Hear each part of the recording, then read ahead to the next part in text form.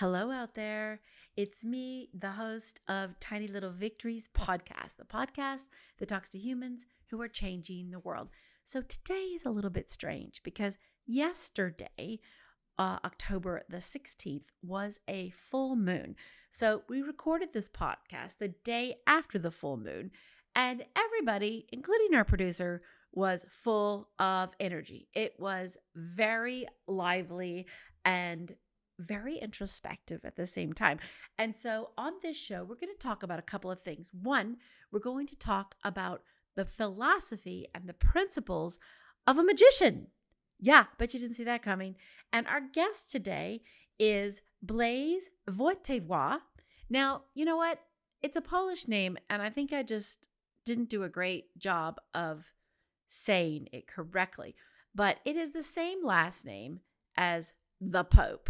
His name is Karol Wojtyla. So there you go.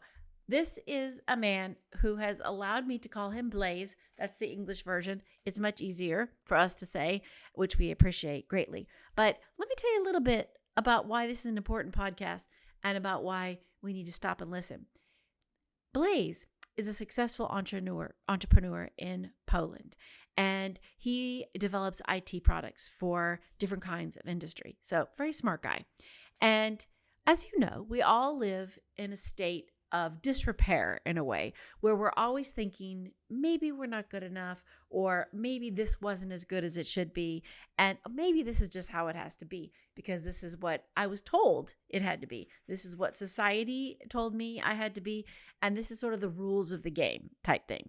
Well, Blaze decided that maybe that wasn't a great thing to do. So based on the fact that he had been doing magic, being a magician, since he was about 5 years old, he decided in his grown-up life that he would take the principles of a magician, which, by the way, there are so many, and it's so interesting, and you're going to hear about that on the show, and turn that into a one-man interactive theater performance, which was performed in October of this year to rave reviews in Poland.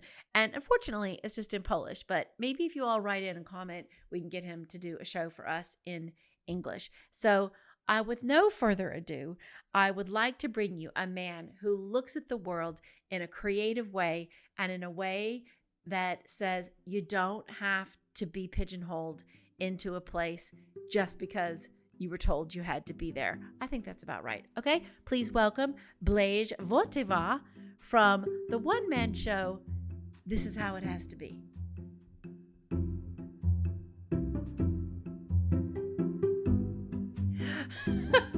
So, Blaze, this is so interesting that you're on the show because you and I had almost a 2-hour conversation, 3 weeks ago. We hadn't talked in 10 years, and all of a sudden, it was 2 hours later. So I'm so grateful you came. So welcome to Tiny Little Victories.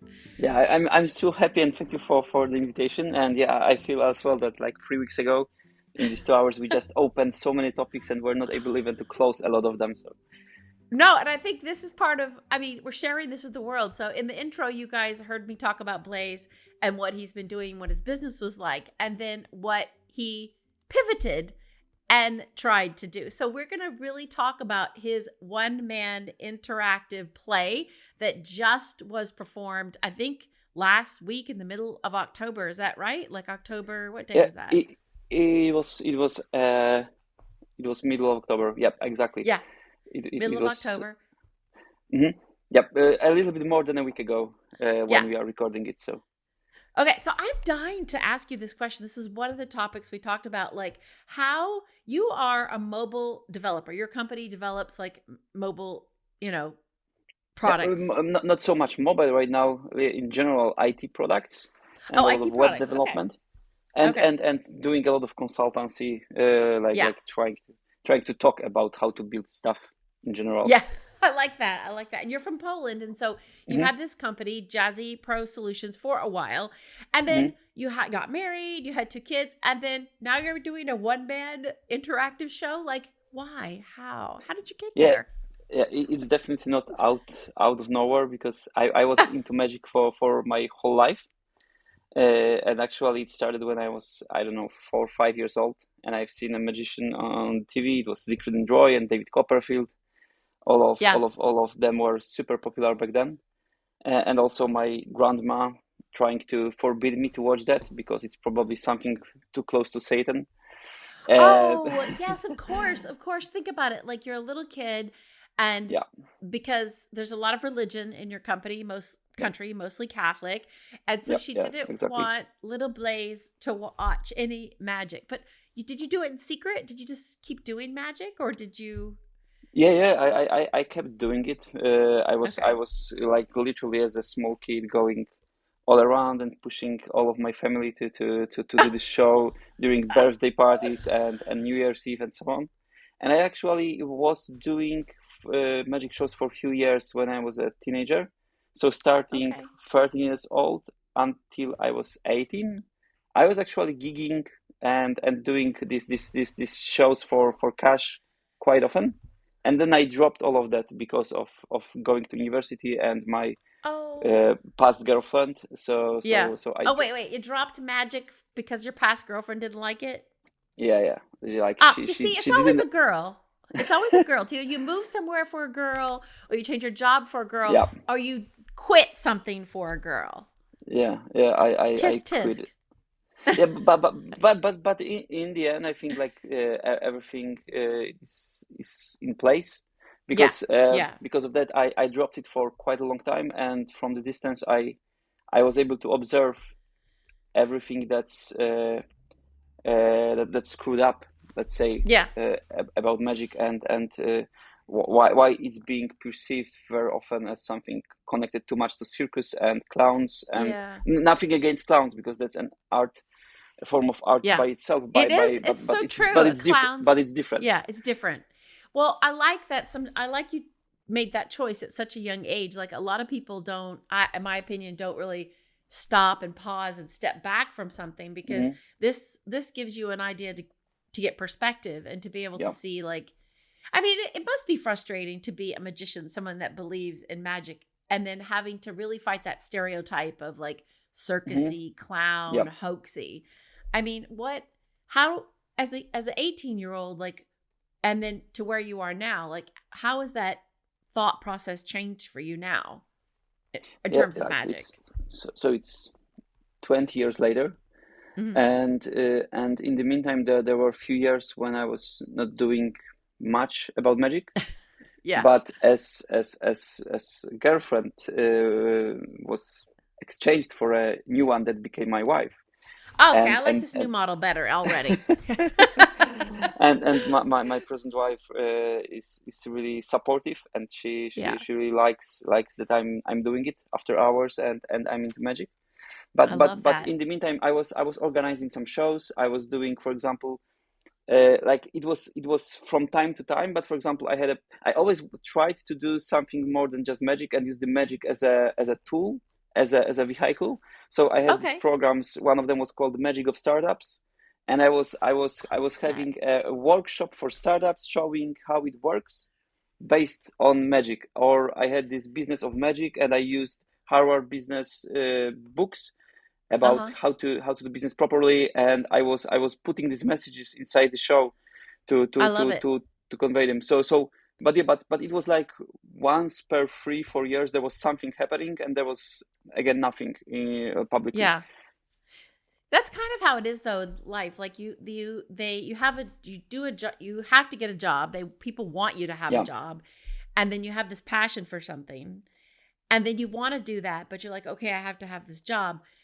And yeah. then this gets put to the side, but then it bubbles back up. And it's so interesting because magic or being a magician is sort of like a philosophy, right? Like Hmm. you are able to take the philosophical, guidelines of magic and apply them to everyday Yeah, things that we need to, like startups. I think actually when you said that, I was like, you should market that, coin that, sell that, like get that on the road. That is hmm. great as a Yeah. concept. Actually, even now, when I was thinking how I can connect all of these years running companies and being an entrepreneur with doing magic in a way that will be comfortable for me, first of all, it's doing shows that are classy, let's say, like that are Mm-hmm. something more than just a simple magic show. But Yeah. second thing was actually trying to use all of these rules, all of the psychology behind magic that's very often ahead of the research or things that are happening. And actually, I know that in the past, in 60s, 70s, David Copperfield actually was doing most of his money, and the beginning of his career was to do these business talks using magic to train people.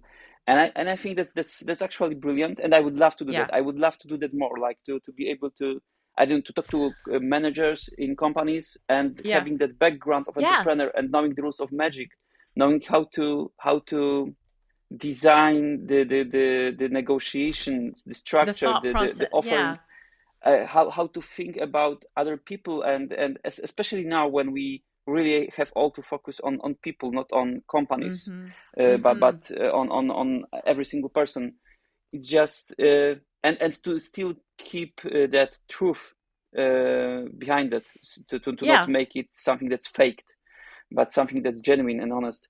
So that's a really interesting topic. Magic discovered a lot of these psychological rules like hundreds of years ago. I did not. Okay, I'm just like fascinated by what you just told me. I did not know that magic had a lot of psychology guidelines and a lot of philosophy in it. So, I mean, this is almost like a religion philosophy to me is sort of like a religion, right? You have a philosophy and you read all of the philosophers and you're like, this is like a true way of thinking.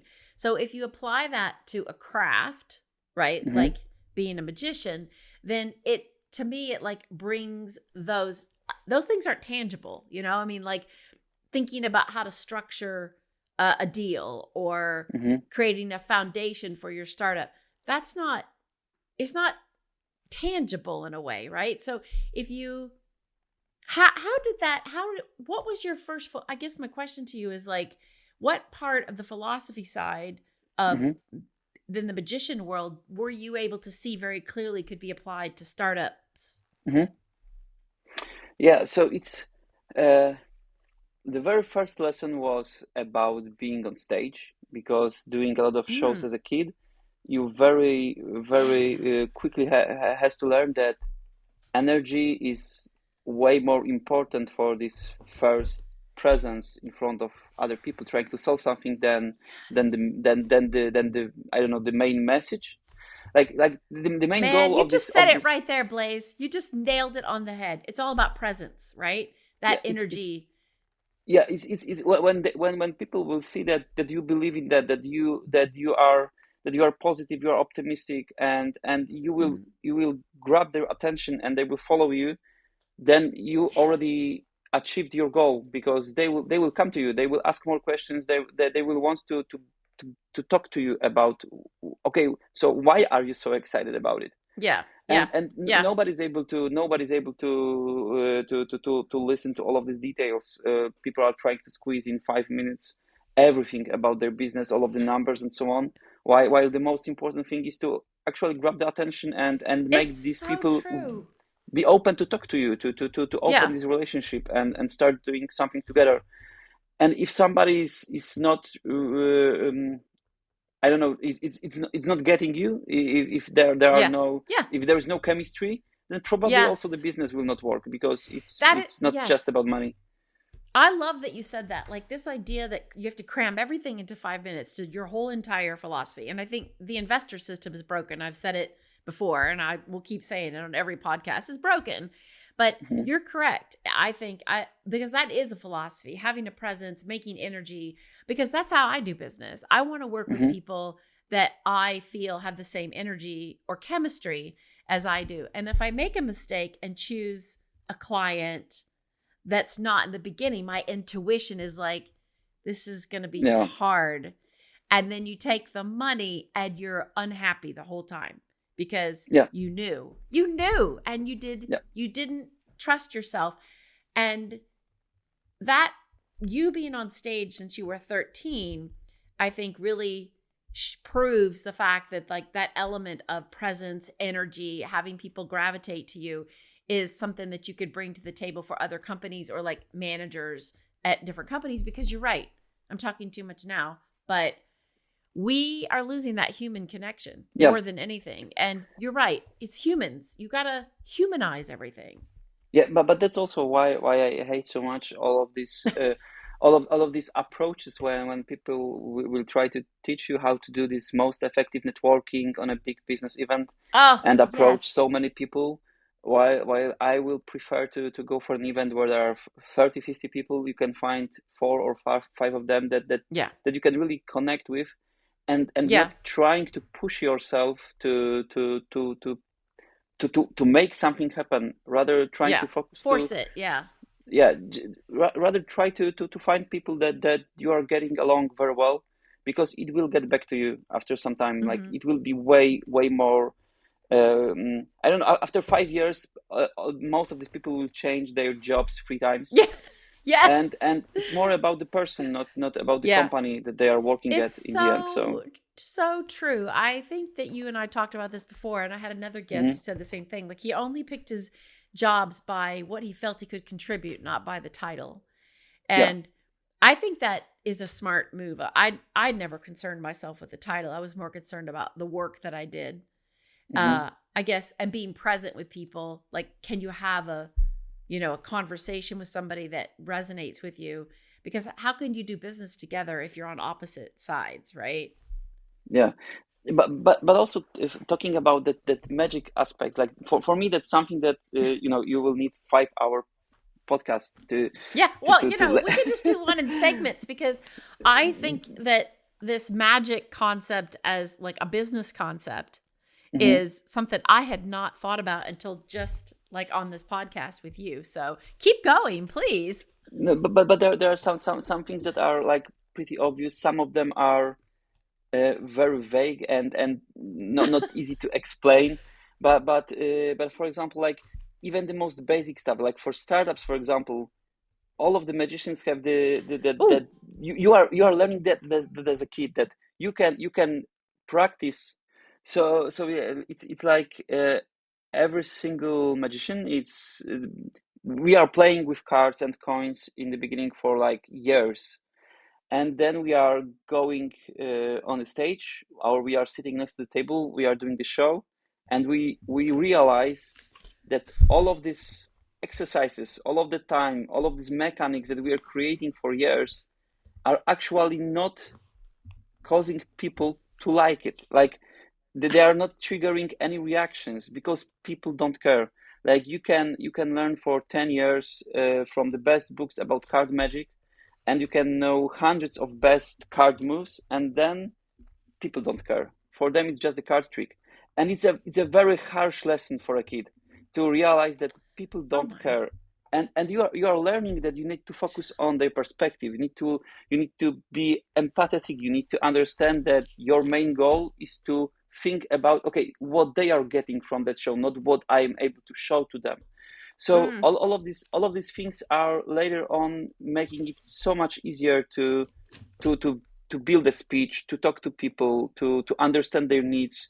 And it's there are a lot of these things, how to even navigate the attention of people, because in magic you have to do a lot of things on one hand, and on the other hand you have to focus on, okay, what they are seeing.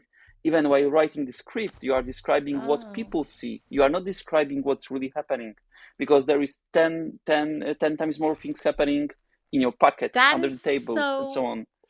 That is such a strategy, right? Like, describing to them what they're seeing, not what you're doing. But that to me requires an amazing, like, different kind of brain focus, right? Like, it's basically how we don't think at all today, because social media is all about me. We're like obsessed, like what I'm projecting, what I'm doing, how people are responding. But this philosophy, this magic philosophy, is exactly opposite. It's about thinking, it's about showing them, telling them what they're seeing and what they're getting versus what you're getting. And to me, that is not how the world operates, sadly. But it should. But that's exactly how it is. It's right. While doing this show, I was also talking to my psychotherapist, and she was listening about these 3 acts in the show. where the first act is about the perfection, second is about the pressure, and the final one is broken glass. It's about the truth behind all of that. Yeah. And she was asking me, okay, but in this first act you are doing something that makes you look like a narcissistic perfect person on purpose. Yeah. And that was the goal for the show. That was the goal. And I wanted people to like kind of don't like me in the very first act, to then realize that it's not like it. And she said, okay, so you intuitively you can see that people don't like perfect people. People don't like people who are people don't like you may feel better seeing that others will adore you, or they will admire how good you are, but they will that's not what will make them be open with you. That's not something that will make them be honest with you. But that was exactly the goal of that show. It was about making the first act to be very elegant, very sophisticated, with a good language, with everything being awesome, like headlines from newspapers. And then in a second and third act, to show that it's always that there's always something it's nobody's having an easy life.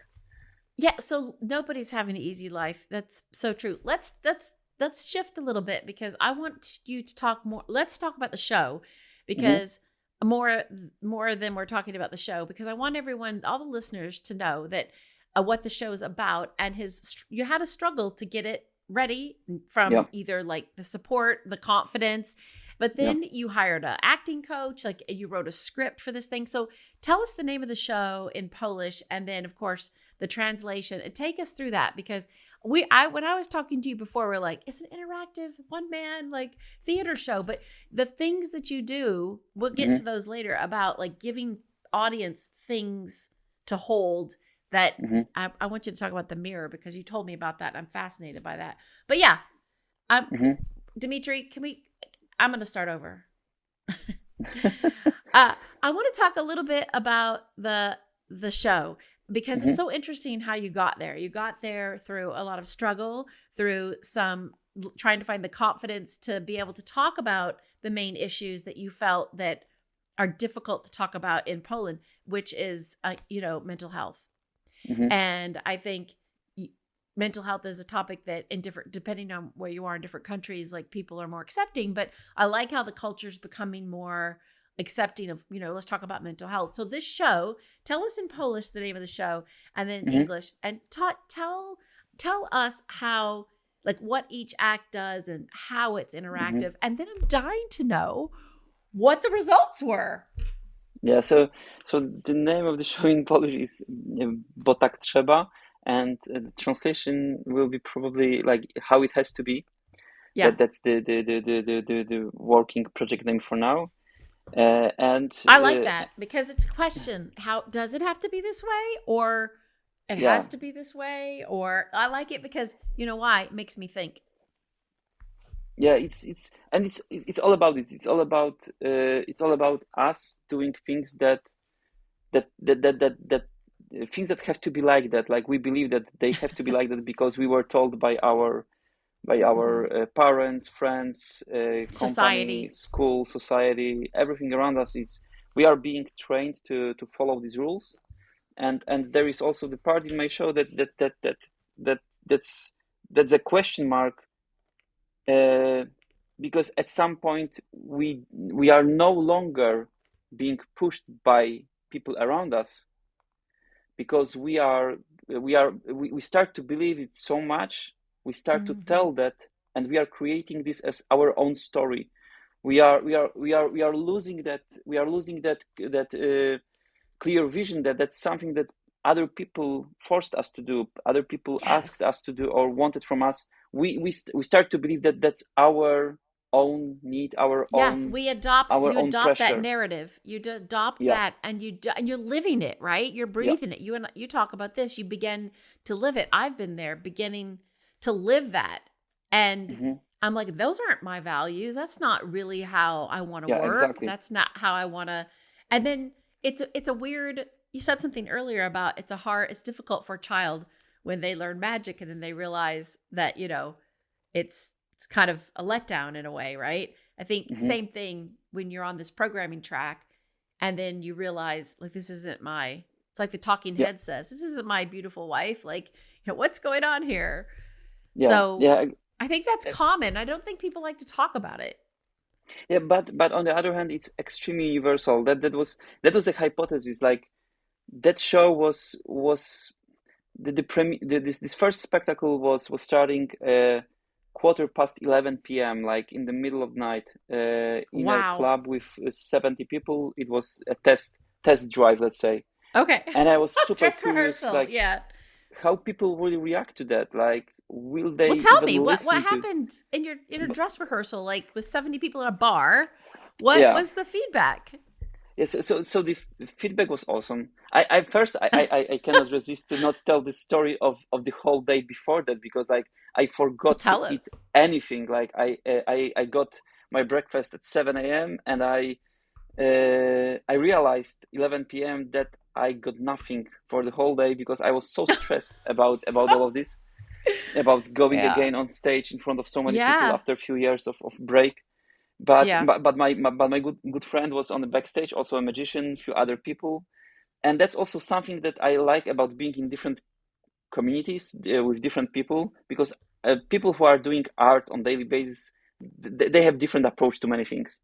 So that's a story that maybe on one hand it shouldn't be shared. On the other hand, that's one of the stories that should be shared publicly. Yeah, I get it. That's the process. It's behind the scenes in a way. Yeah, but there's a guy who's seen he's seen that I'm super stressed about going on stage. Yeah. So he said that he will help me, and he standed in front of me, turned his back to me, put his trousers down. He has shown me his naked ass, and he told me, "Okay, listen. From now on, nothing worse will happen this evening. So why are you stressed?" And I was like, what's happening here? What's going on? Like, I wouldn't believe if somebody will tell me that something like that can happen. Yeah. And for him, that's it was a good friend. And nobody cared. Like the whole backstage said, yeah, probably will nobody help cared. You. And so you change then, right? Did some like stress flow away from you at that point? Definitely. Like that helped a lot. Like he was right. And next day before my lecture, he approached me and asked, "Okay, are you stressed?" And I told him immediately that no, I'm super relaxed. Wow. Because I didn't need to repeat it. yeah, exactly. You didn't need to see the naked butt again. But I think that's perspective, right? It's giving you perspective, because you've already done the hard work. You already took your break, and then all of this, because you're a creative person. And I think you're creative in so many different ways, but your creativity started with magic when you were, a child. And I think that you now becoming a playwright, becoming a performer, taking something as fragile as yourself on stage to people in a room that paid to come to see you in a country where this type of theater is probably not something people are comfortable with. So first of all, I guess the idea of you being on stage, what part of those 3 acts were the most, do you think resonated the most with with the audience? Because I know you had an interactive part in there, the mirror. Yeah. So I think that's more about the whole journey, because like every single act is not powerful without the others. Okay, because they work together. The sum. Yeah, that's about the transition from I'm perfect and you should be jealous about what's happening in my life, up to the point where people want to hug you to because they feel the same, and people reacted. I definitely wasn't 100% happy about the show, because I know what I want to change now, and a lot of things didn't go as well as I wanted, but that's part of life. It's always like that. You're always refining. You're always refining.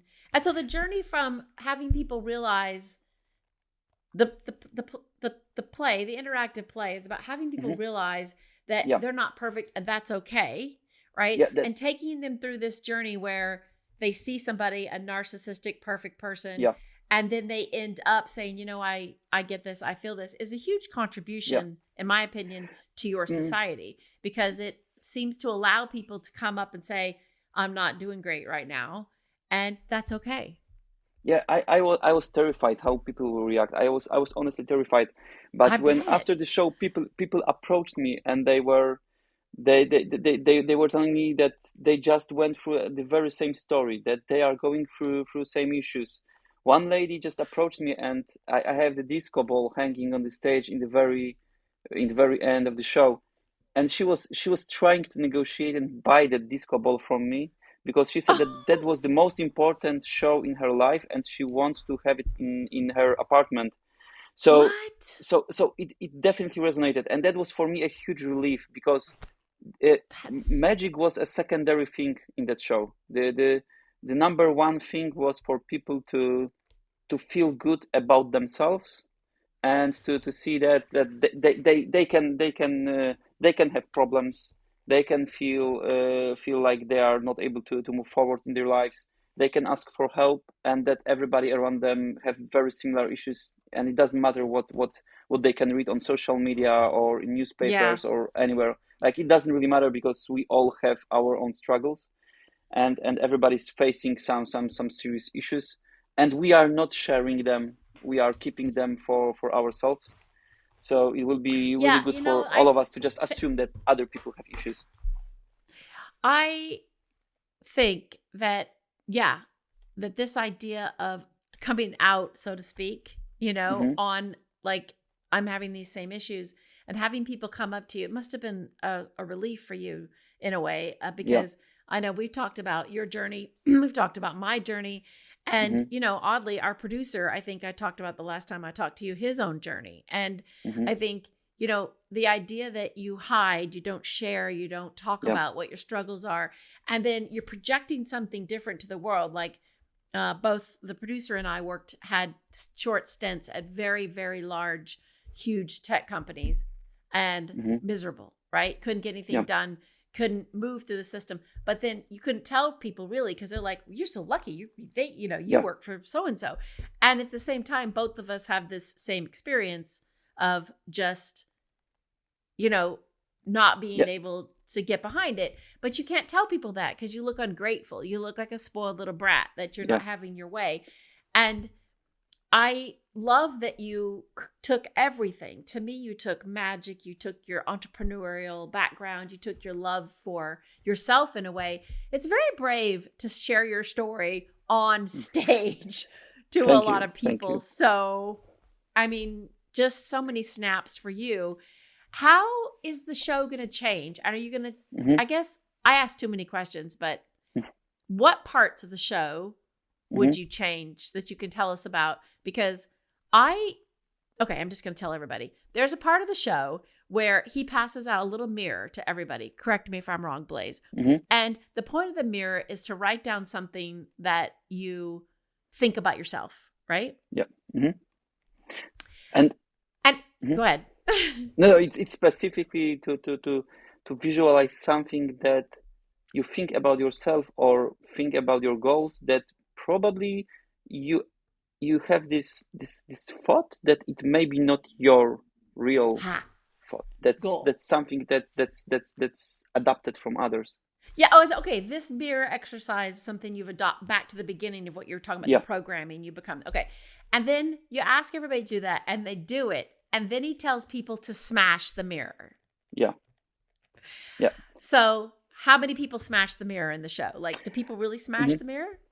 Really? Like, right now, the program is that I'm taking few people on stage, and we are obviously only if people are comfortable with that. But some of them are sharing their stories, and one of the stories is not being shared. I'm doing this mind reading effect when I'm talking to somebody, and I'm able to tell him what he projected on the mirror, exactly to the very single line word, like specifically what was written or drawn there. And that one example is being taken to the very end of the show, where I'm putting, because during the show I'm also walking on the glass. Then I'm taking a person from an audience, and that person from the audience is walking with me through the glass. On the glass. On the broken glass, yeah, and that makes that person Wow. that makes that person open to find the correct key to open the box. And there are a lot of these subtleties that probably some people will get, some won't, but I hope that it's always about a group of people that will get it. But in the very end, I mean, it's true. But in the very end, I'm taking that one specific mirror, and I'm breaking it, smashing it, and I'm taking these pieces of that broken mirror. I'm putting this in a trash bin, and putting the trash bin above my head. And when I'm lowering it, it's empty, and the only thing that's coming out of the trash bin is a huge disco ball.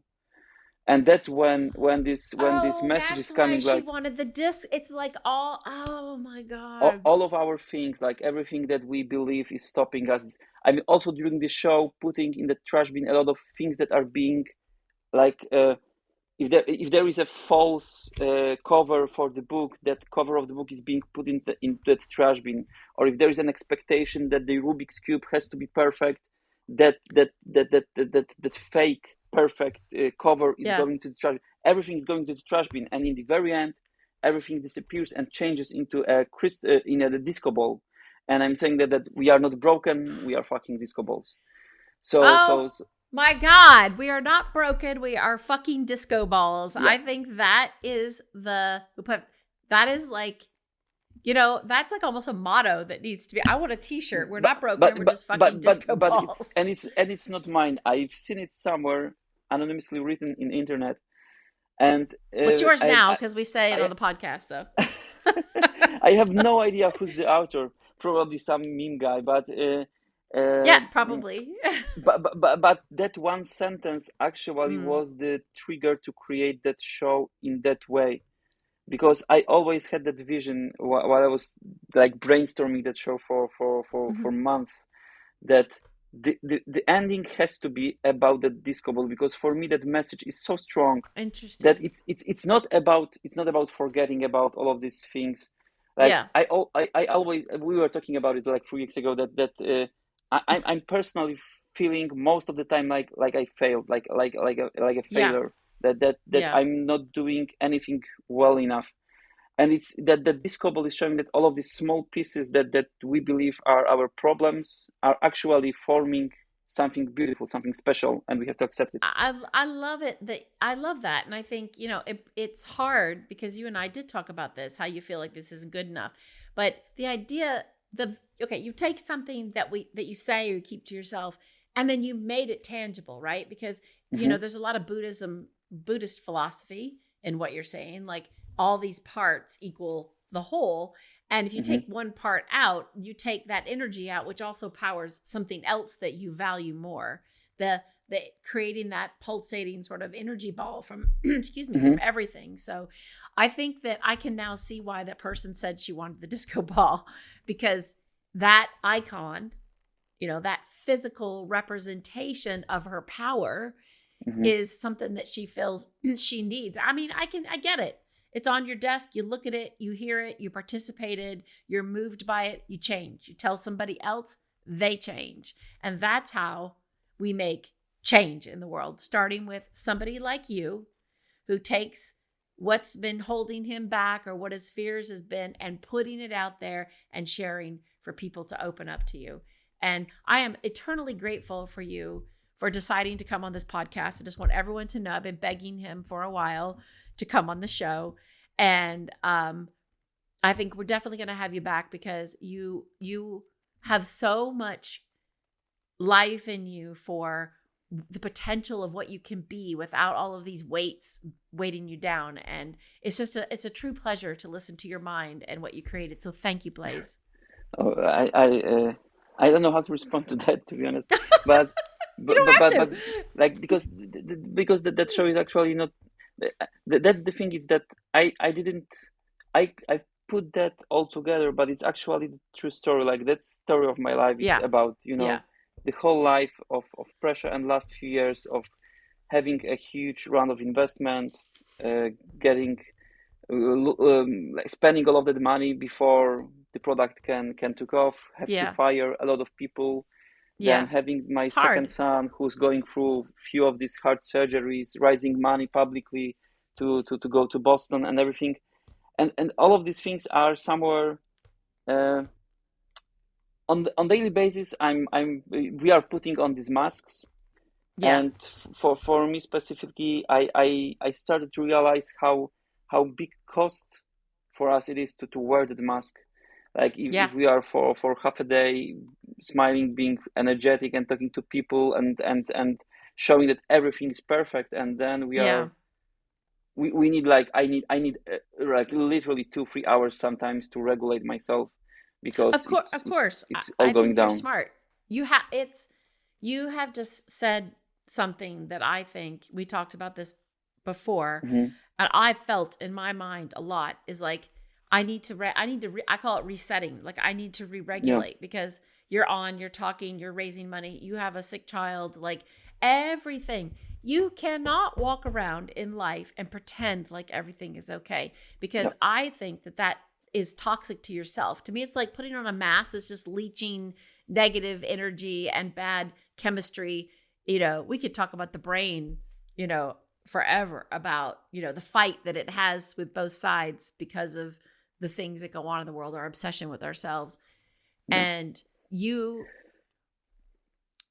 hard. It's hard to be human, but I think what's harder is to fake it, right? And people say fake it till you make it. And I just don't think that's a good turn of phrase. Like, I don't think you should fake it till you make it, because I don't think you're ever going to make it if you're faking it. The times when you become authentic, I think, are the times that the right things come to you. Yeah, but during the last event, there was something that's so beautiful, in my opinion, to share. It's about magic specifically, but it's on the other hand, it's very universal as well. Like there was this mentor for a lot of magicians, Andy Nyman from London, an actor, a director, and he's the guy behind Darren Brown shows and so on. Okay, yeah. And he was asked the question, where is the boundary of ethics? What are you doing on stage and what you are making people believe?